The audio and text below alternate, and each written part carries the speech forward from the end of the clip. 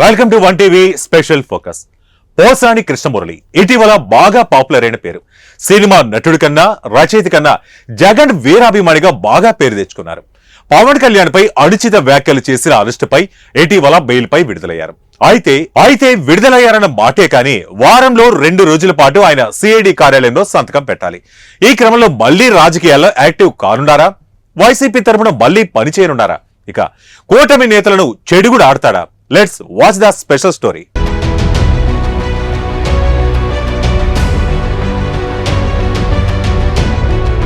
పోసాని కృష్ణమురళి బెయిల్పై బయటికి వచ్చినా పోలీసుల విచారణకు సహకరించాలని కోర్టు ఆదేశాలు ఇచ్చిన సంగతి తెలిసిందే.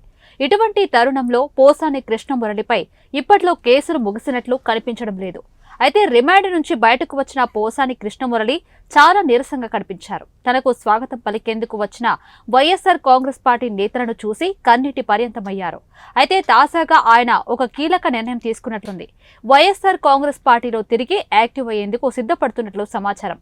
ప్రస్తుతం రాజకీయ మద్దతు లేనిదే తన కేసుల విషయంలో ఇబ్బందికర పరిస్థితులు తప్పవని ఆయన భావిస్తున్నట్లు సమాచారం. అందుకే తిరిగి వైఎస్ఆర్ కాంగ్రెస్ పార్టీలో యాక్టివ్ కావడమే ఉత్తమమన్న నిర్ణయానికి వచ్చినట్టు తెలుస్తోంది.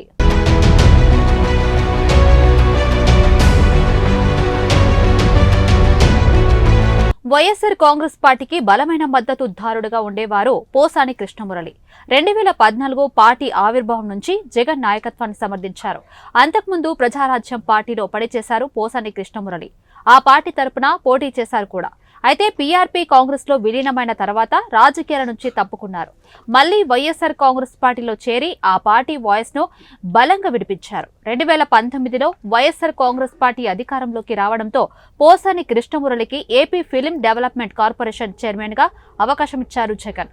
అయితే వైఎస్ఆర్ కాంగ్రెస్ పార్టీకి చాలా మంది సినీ నటులు మద్దతు తెలిపినా పోసాని స్థాయిలో ఎవరికి కీలక పదవులు లభించలేదు. దీనికి కారణం పోసాని కృష్ణమురళి జగన్ కు వీరాభిమాని కావడమేనని అప్పట్లో టాక్ వినిపించింది.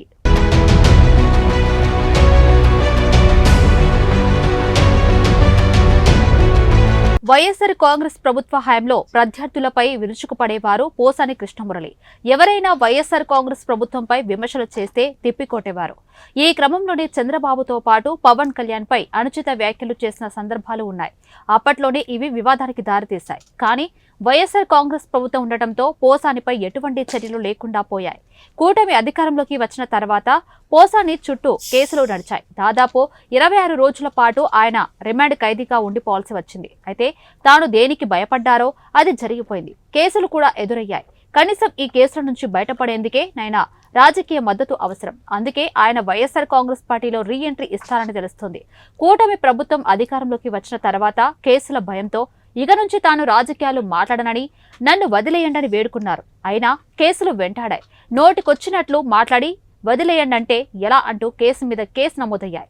మళ్ళీ ఇప్పుడు యాక్టివ్ అయితే పరిణామాలు ఎలా ఉంటాయో తెలియాలంటే వేచి చూడాల్సిందే మరి.